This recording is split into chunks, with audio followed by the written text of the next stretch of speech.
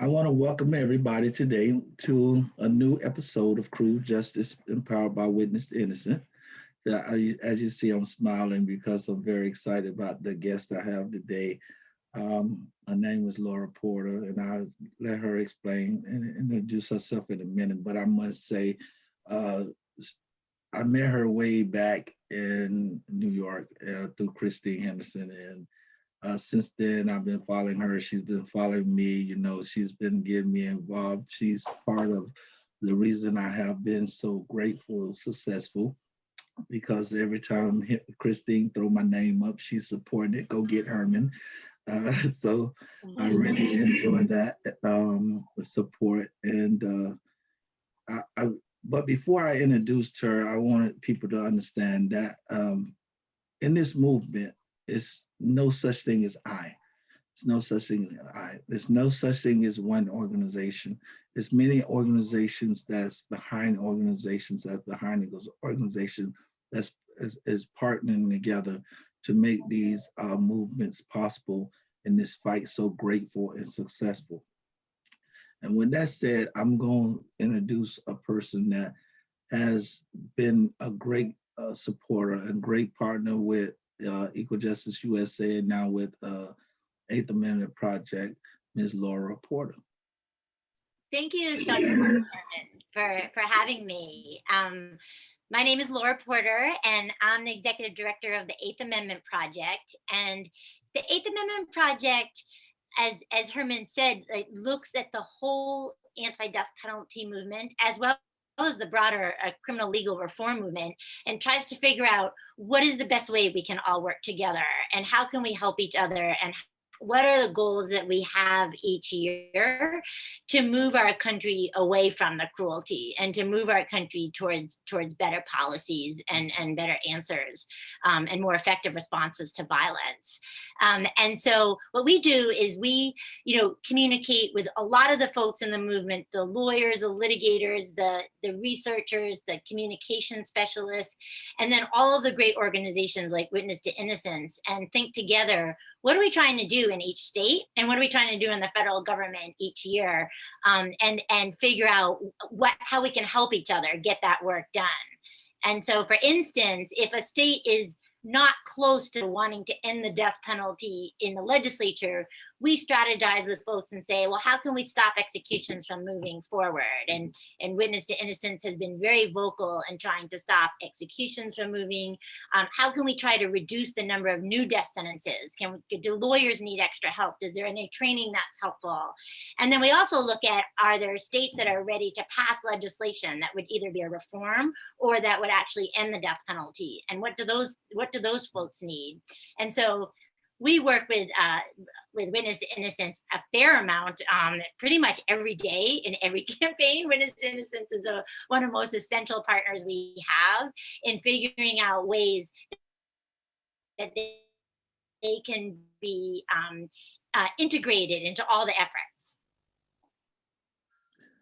So here you have a relationship with Witness to Innocent. You've been a great supporter of Witness to Innocent. How long have you actually been with the, how should I say it, with the subject of the death penalty? I have been working to end the death penalty since 2003. So I guess it's 18 years now. And prior to that, I was a public defender at Manhattan Legal Aid Society in New York City. And now, all those years, are you really seeing any type of, describe the, okay, so for me, which I started I got out in 2009, I say the bottom of 2009, that's when I was introduced to Christine, or the beginning of 2010. And actually I did a lot of things with Equal Justice USA at the time you was there and things like that. Back then, we was going, trying to running around the state, trying to do, I know here for Florida, we was running around trying to do these little events here, trying to get people involved and things like that. And we used to take the polls to see how the people are reacting to the death penalty, which back then the numbers was greater percentage for it, to now the percentage is much less for those there. For me, I see a lot of people change and getting involved to abolish the death penalty.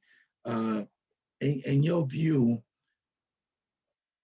from the time of when you first started to now, how do you see what changes have you seen? How do you see the changes? I feel like I've seen tremendous change. And I can give you a couple of examples. Is that, well, one, I think, is that when I first started this work, talking about ending the death penalty amongst like politicians and a lot of the public was considered a controversial idea. And now I feel like we're just crossing over that it's becoming a mainstream idea. The polling is changing over the years in terms of the number of Americans who understand what the death penalty is and how it works, and how supportive they are. We're getting stronger and stronger of people realizing that we can live without it. And I think a good example is our current president, President Biden, right? President Biden supported the death penalty for about 40 years.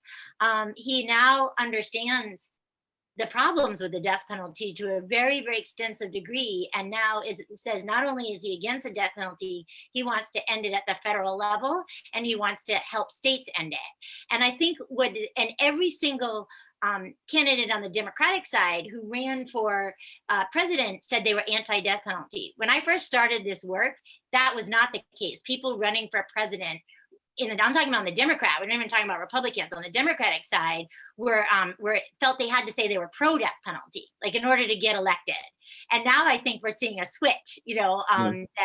and so it's very exciting to me. And then, of course, as you know, we've seen a lot of states start to end the death penalty and pass legislation. And we've seen states that haven't ended the death penalty start using it less, start sentencing people less. And then we've seen your state of Florida struggling legally with all the problems with the death penalty and the Supreme Court decisions, and saying, these type of cases, aren't eligible for the death penalty. You're gonna have a new look at them, and you're gonna have to look at, unanimous jury, and you're gonna have to look at all of these issues. And so piece by piece, we're getting to people by far. It's interesting you said how the legislations has changed where they actually reverse side. Speaking about they're not for the death penalty, and that is one of the key things that's hurtful for me, here in the state of Florida. I've talked to a lot of representatives and stuff like that. In fact, I've changed a lot of their minds about the feeling of the death penalty. But one of the things that hurted me the most, I was in front of a representative, I'm not going to say his name, but when we was talking about introducing a bill for the death penalty, he told me straight out the death penalty is not going nowhere anytime soon, not in the next couple of years. And the reason is because most, the key thing is the Speaker of the House and the most powerful people in the House and the Senate. Majority of them is ex-prosecutors. So now with them being ex-prosecutors and they got the power, so if someone introduce a bill that they dislike or something, they have the right to say whether they want to entertain that bill or not, whether it's right or wrong. They have the power to say. And then on top of that, if you do introduce it and try to convince them and they don't like the fact you trying to convince them, then any bill that you're trying to introduce, they have the right to say no. They can keep batting your other issues down for the simple fact you are not on their team as far as the death penalty. So I see politics play a lot of role. I know at least here in Florida, and I'm sure in other states. But then we have other states where we have the governors actually getting involved to do memorandums and things like that. And and all of them was touched by the movie Just Mercy, who paved a powerful way for a lot of the changes in the death penalty in the states taking leadership and abolishing the death penalty. So with that being said, um, why do you think it's so difficult to abolish the death penalty around the United States? I think it's because it's slowly changing, but we've been stuck in a conversation that is the wrong conversation. And the conversation that we've been stuck in is, what do we want to do to someone who may have committed a harm, right? And we're not talking away from the innocence issue, which is a whole nother thing, of course, that is compelling about why the system is broken. But let's even start with, aside from innocence, right? It is like, how are we going to address a harm that has taken place? And I think the conversation needs to be about, how do we help those people who are harmed? And how do we prevent future harm from happening? Like, what do we need to change in our society? How do we need to be supportive of communities? And how do we need to have evidence-based violence prevention program? Like, we know there's a lot of things that work in reducing violence, right? But are we putting our resources there, or are we putting our resources just sending more and more jails and sending people to jails for silly, stupid things, right? And so what is the conversation we should be having? And I think we should be having is, how do we help those harmed who are traumatized? Because we know that people who are often, who end up sometimes convicted of violent crime, experience violence, right? In their younger life. And we also want to know is, how do we prevent violence from going forward, and stop this whole conversation about what's this like thing we're doing. It's not that I don't think people should be accountable. I do think we should hold people accountable, but what does accountability mean? And I think the death penalty is the worst example of that, but it's an emotional thing, right? Like, people say this harm happened, this horrible thing happened. Well, the answer to that problem is doing something horrible to the person who committed the harm. And that's not the answer to the problem. But we have to change that conversation, and we have to talk about, what is the answer? How do we help the people who are harmed? How do we prevent harm going forward? And how do we hold people who cause harm accountable, but in a productive way and in a meaningful way? And I think that's a long journey to get America to change that conversation, because we're so punitive, and we're so we're just used to looking at it through a very narrow lens. But it's not a helpful lens. You know, Herman, that states that have the death penalty often have higher violence rates than states that don't, right? The death penalty doesn't really prevent violence, right? It doesn't help those harmed by violence by putting victims through decades of crazy legal proceedings, right? And so what are we doing? And so I think we need to change the conversation. But I can share that, all the states that keep passing repeal bills, Virginia hopefully will pass one this year. I don't know, it hasn't happened yet, but we're hopeful. But Colorado did last year. It's because we're having those conversations, and they take years. I mean, every state that's under the death penalty, they've had that conversation for 10 years. It hasn't happened overnight. And that intransient position, that leadership in the Florida legislature has, it gets chipped away over time, and that either the new people come in and have a different understanding of what works and what doesn't, and you convince people who've been in the legislature a long time.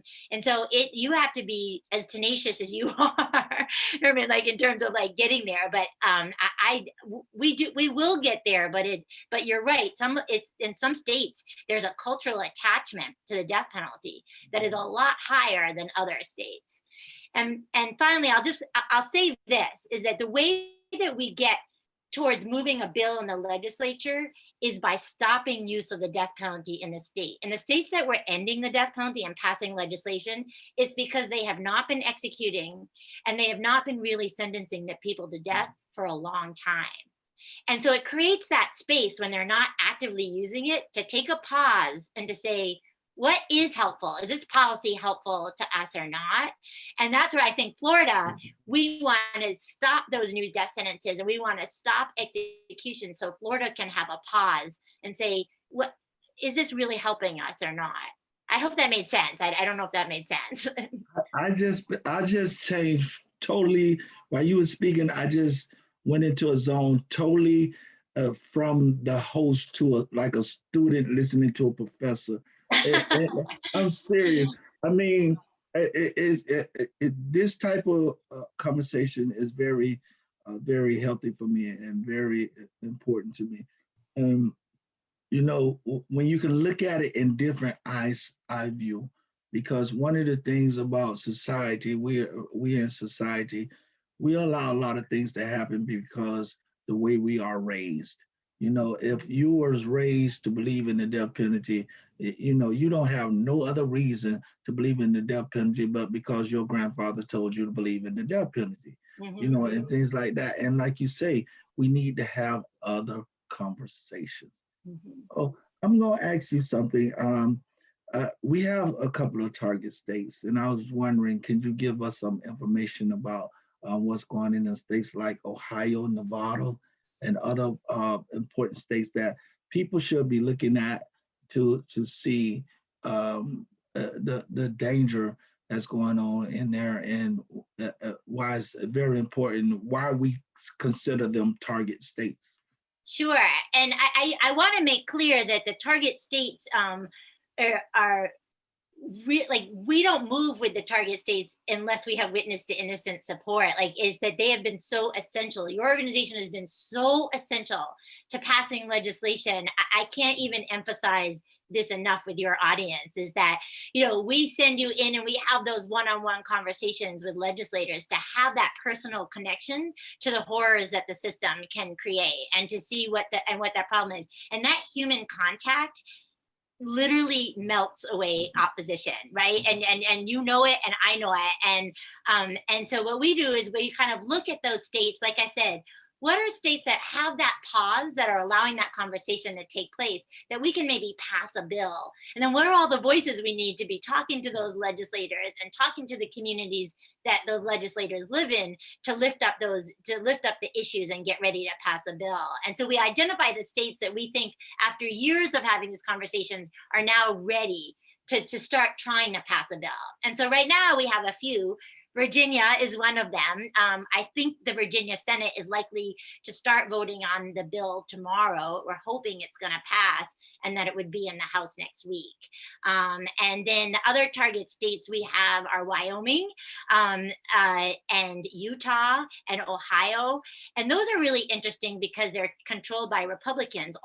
There's Republican governors, Republicans controlling both houses. And again, we want our work to be bipartisan, because if we end the death penalty, we don't want it to come back really quickly, right? We want it to end forever. And so making sure that we reach out across the spectrum is really important. And so in Ohio, they're going to be considering a bill. They consider their bills over a 2-year period, not a 1-year period, but they're going to be starting this year. And Kwame, who is of course one of the leaders in your organization, an Ohio exoneree, is going to be like front and center in that campaign as we try to convince legislators that this is the time to end the death penalty in Ohio. And then Nevada, same thing. We have a campaign going on there. Their legislature only meets every other year. So if we don't get it done this year, we have to wait 2 years. Every state is different, right? And then we have Utah, and we have Wyoming. And so those are the states that we think are closest to repeal in the next year or two. It can change next year, right? Depending on like how elections go, what the conversation is going on. Sometimes a court decision impacts the whole state and the talk about the death penalty. And so it creates opportunity or challenges. But those are the hot states is right now for passing bills to end the death penalty is Virginia, Wyoming, Utah, Ohio, and Nevada. The next topic is federal execution, right? With Biden stepping up. Okay, let's go back. With Trump taking a position of that he supports the death penalty, and taking actions the way he was taking action. That makes the governor, most governors and Republicans in those states to try to follow what the president has done and what he's doing. Now we have Biden here, who's stepping in and saying, "Hey, we need to squash this now. We need to deal with this." And it's two parts of this that I actually want to speak about. Is like one, you I think what Trump did was a very prejudiced thing. Most people don't look at it that way, but when he decided to run for election, I mean, when it got close to elections, he chose to pull four people out to do execution, and most of them was deal with a racist, some type of racist connection. When he didn't win. He went ahead and pulled four others plus a woman out and committed it. It's like, okay, well, oh, well, we can do this, because at first it was four white males. Now then you can bring out black males and one white woman who would also put you in history for Lisa Montgomery. And so I believe his actions was a political way, and that's what people have to understand. The danger of this having the death penalty. You allow a politician, a person of power, to abuse the system and do execution as a way of um, trying to win popular votes. The second part is, and this is something that is very disturbing, is that we, uh, our constitution and our law says that we should not be executing people with mental illness. Mhm. Prime example, Miss Montgomery had been living with many different illness. In fact, she called the police plenty of times, and the police just dropped her off to continue to be abused and things like that. I can't say her crime that's justification for her crime. I would not say that's justification for her crime, but I can say that contribute to her making a bad decision to commit that crime. And as you say, the conversation should be about what we should do with these people and how to deal with that. And death, I mean, I would not teach my child if someone killed me to go kill them. And this is what our government pro se is saying to the children in society. Hey, if he commits a murder, we gonna murder the person that committed the murder. So and as you say, that's not a deterrent. It's not actually a method that is actually putting fear in people to say we're not going to commit murder no more. Murder rates are going up, and as you say, in most states, the murder is much less where it's not the death penalty. But to say majority of people that commits these crimes, especially horrific crimes like murder, they have some type of psychological problems. But it's like uh, our government, not I'm not gonna say certain. I'm gonna say certain individuals in our government choose to ignore this and still execute these people when our constitutions and our laws say these people do not qualify for the death penalty. Can you elaborate on that just a little bit? Yeah, and obviously, I couldn't agree more in terms of what is our government spending time and energy and money and resources trying to do, right? And with Lisa Montgomery, she had been diagnosed with severe mental illness from a very young person, on top of the incredible severe childhood abuse that she experienced. She had very clearly identifiable severe psychiatric issues. And so they spent so much money and so much time and so much energy trying to get that execution moving, right? And to keep that going. And as you pointed out, it was as, the president was on his way out. He'd already lost the election. No one has ever executed people, I think, in 160 years in after they'd already, in the transition period. And he executed 4 people during that time. And it's like, if we're looking at society as like, are there things that there could, if we had services or help that was provided to Lisa as a girl, right? And then again, as a young woman, would we have been able to prevent this crime to begin with? And I don't know the answer, because human beings are complex, and we're not going to be able to stop everything. And then, but we want to understand more, and we can do more. And certainly taking the entire government's energy and money and attention to trying to make, to kill her. And she's completely incapacitated in prison, as you well know, right? Like there's nothing more that she's gonna cause harm to. It just seems such a waste to me to spend so much of our resources on getting her killed. So That's the key thing. You say society. Society. In more places where we're actually making the changes is because society stood up at that time to make those changes.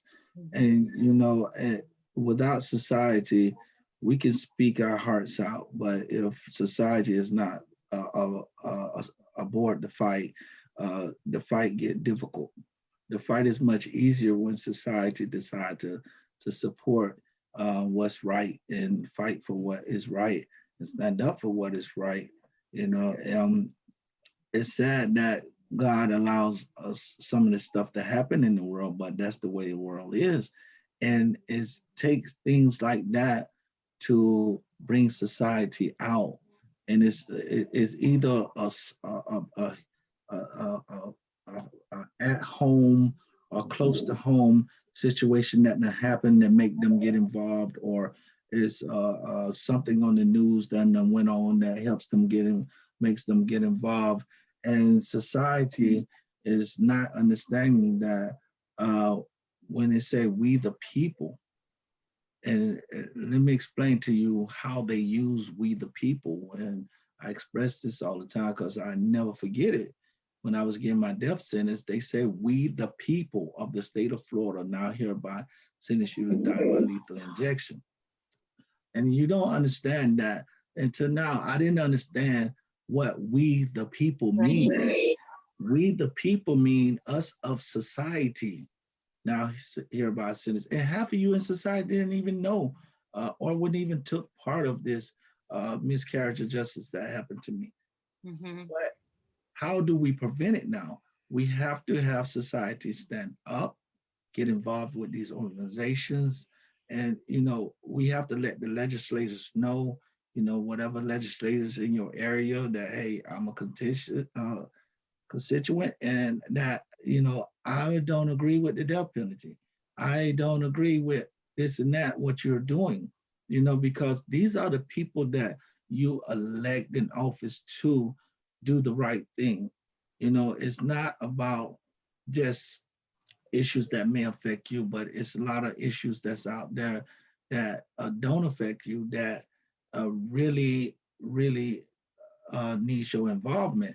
And the thing about it is that, until I got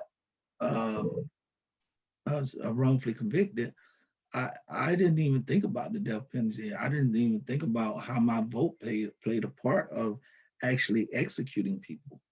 I wasn't aware that if you voting for a person and they executing, let's put it in criminal terms, I'm a co-defendant to murder. I am a co-defendant to murder because I choose to vote for a person that is for the death penalty. And on the death certificate, it says cause of death, homicide. Homicide in the United States is against the law. So, I want people to understand that, people such as myself, Laura, my colleagues at Witness to Innocence, FADP, Equal Justice USA. I mean, I'm a part of so many different organizations, and the the uh, the the fighting that we are doing, you know, we cannot be successful without society. And I'm going to give you a prime example of something. And I'm going to leave it back, turn it back to Laura. And this is something I want people to think about. The justice system did not sentence me to death. The justice system did not find me guilty of a murder I did not commit.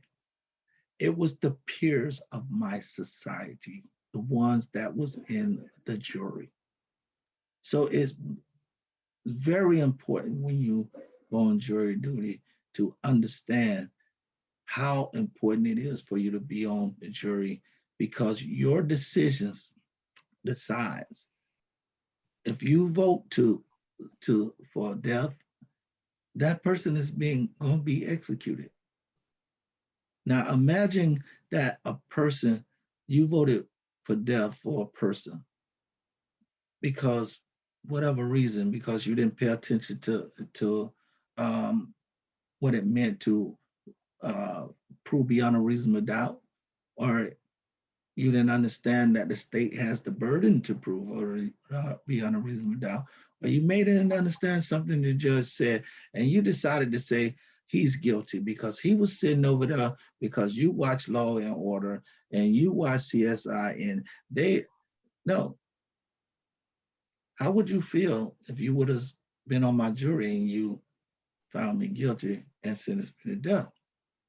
And with that being said, society has to change, has to get a part of this movement. Mhm. Anything you would like to add to that? Yeah, and I know we're at the end of our time, but I would just, to provide a little hope to folks is that, the interest now in electing prosecutors that represent the community and what the community wants is spreading further and further, across the country. And that prosecutors should not be entering the office with one goal, which is to put as many people in prison as they possibly can without worrying about whether it's the right thing to do, or whether they're getting it right or not. And so there are a lot of prosecutors coming into office now that have different ideas, right? That are looking at things differently. Like their job is to kind of like think about what's best for the community, not just to get convictions. And I'll just close with, like, in terms of like you said, is like all of us have an obligation to kind of be part of this society. I don't know, Herman, if you know Cece Jones, from who's working Yes, on the Julius yes, Jones, right? So yes, Cece is this wonderful, amazing woman who has all these skill sets, is smart, does all these things, but she saw a program about Julius Jones and decided to get involved. And now she's like led millions of people to that campaign, as you well know, to try to protect Julius Jones' life. And she just was a private citizen, right, who just learned about the case and decided, I'm going to get involved. And so it is hopeful, that people, they learn about it and then they want to do something. So I'll close with that. in fact, some of you should subscribe to the Julius Jones Facebook, because CC does an outstanding providing information just like this show on the Julius Jones. She goes live. I forgot what day. I think it's every Wednesday or Thursday, every Wednesday or Friday. She go live and she do an excellent job. So I do encourage you to go and Julius Jones page on Facebook and to see some of the shows with uh, outstanding knowledge, because that's the key to society change, education. And I just want to go back to something you said to put the puzzle together as far as the elections on state attorneys. If you remember earlier, I said one of the problems here in Florida was that the most powerful people in the Senate and the House was former prosecutors. Mhm. And with those prosecutors, they was believing into putting people to death and putting people in prison and things like that. those people was voted in there into the state attorney's office. They was voted into The the legislature. legislature. Now, to get the change, we have to look at who we are voting for because it goes through a change, a chain, a line of change, where if he was the prosecutor, you elect the prosecutor that is crazy and he get in that legislation, you're gonna have crazy laws. Hmm. So you don't think it just affects you there at the state attorney level because most state attorneys run for other offices, you That, know. that's right. It's a feeding ground. Right. Right. Hmm. So, I've seen a lot of prosecutors, though, after a while working on that side of justice, switch to defense attorney because a lot of things they didn't agree with in those state attorney's office. Hmm. So and that was one of the main reasons they didn't continue to be a prosecutor as a career. They switch, and that's one of the high professions of switching in the world. Prosecutors switch in turn. But uh, do we have any questions? I didn't see any questions in the chat, so I guess they didn't respond. So it's getting time, Laura. I definitely will be making a phone call to you sometime next week to sit and chat with you because um, you made me look at things in a different way. One of the things when I deal with speaking with someone on the death penalty is that you know I try not to attack their belief on what they feel. I find alternative ways to show them how the death penalty is dangerous, or why it shouldn't be about. We can't. Some people is very challenging for. You could say because the Bible say you shouldn't, and then you have a big conversation where people shooting the Bible at you saying it is saying this. So I don't debate with how people feel, but I try to show them ways to look at alternatives to it. For instance, most people don't know that here in Florida, and I don't know about the other states, but once you're convicted and sentenced to death, you can automatically waive your appeals and you can be executed. To me, that is like a person that just did this horrifying, shot up the mall and killed all these people, and then they kill themselves. They take the easy way out. And sometimes the death penalty is the easy way out because then how is people going to sit there and, you know, feel what they have done? What consequences do they have if they just say, Lord, forgive me for my sins and, and, and kill himself or be executed? It's a horrible thing. And second of all, I don't agree with life without parole because if you look at the system back in the 70s, in the 60s and 70s, when they did have paroles, people with murder actually used to get out. Some of those, a big percent, what people don't know, a big percentage of those that got out on parole became a great success story. They Yep. became great role models. Hmm. And then I think in 1989, I know here in Florida, when they said a life sentence was 25 years. And then after 25 years, your sentence is over with. But when you turn around and you turn life into life, it's like you have no compassion or feelings for the human life to say that this person can rehabilitate, which means you have no believe in yourself that you can change. Because when you believe in yourself that you can change, that, and you've changed, then others can change. It's just that the fact that you connected to a horrible crime, you feel a certain way, so you don't believe that change can come about. So me personally, I don't believe in life without parole.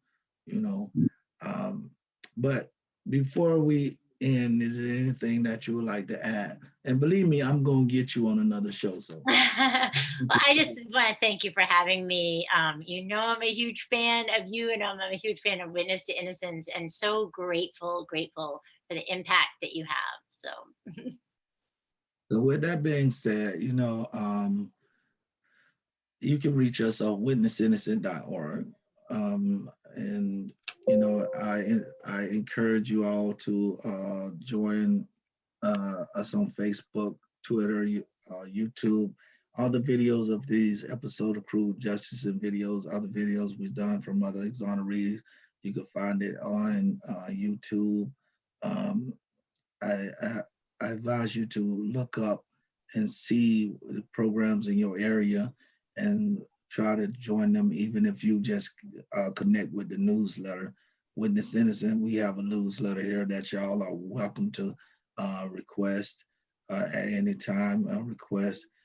And any time that you feel that you want to put on an event to have a speaker or a live person there, please be welcome to call Witness Innocence because we have exonerees around the world. In case people don't know, Witness Innocence is an organization based on death row exonerees, and we have all the stories that you need. And I want people to understand that the sad part about it is that our stories are not unique. Some people look at our stories as not unique, but I feel our stories are not unique because it's other stories coming right behind us. And that is why we fight with a passion to stop those stories, because these are not cool stories. These are painful, sorrow stories of people being wrongfully convicted and sentenced to die, people being wrongfully convicted and sentenced, spending life in prison. We're talking about a society that allows the justice system to take a person 10, 14 years old and sentence them to life in prison. A system that's, and it's not our system that actually doing this stuff. Understand, it's not our system that's sentencing juveniles to life without parole. I mean, what can you, I was reading a article the other day. The guy was 14 years old. He wasn't even the drive. Wasn't even the shooter, and they gave him life in prison. mhm. 14 years old. He's following someone, and he was misguided. And when they say society failed, you're not responsible for that child. I understand that, but you are responsible of how our society is being, how should I say it, ran. Because you're not getting involved to prevent this. We could have been spending, instead of spending money on the death penalty, we could have been spending money on helping our youth not go down this path. And with that being said, I want y'all to think about how we as people in society need to take responsibility and prevent some of this stuff that's going on. Crime, and just all of it. But in the meantime, I'm gonna leave you with that thought. And I thank you all for joining us for another session of Cruel Justice, empowered by Witness Innocent and hosted by Herman Lindsey. And one day I'm gonna have me another host on here. I'm gonna be like Regis and Kelly. But in the meantime, Thank so you. long. Thank you, Herman. You're welcome.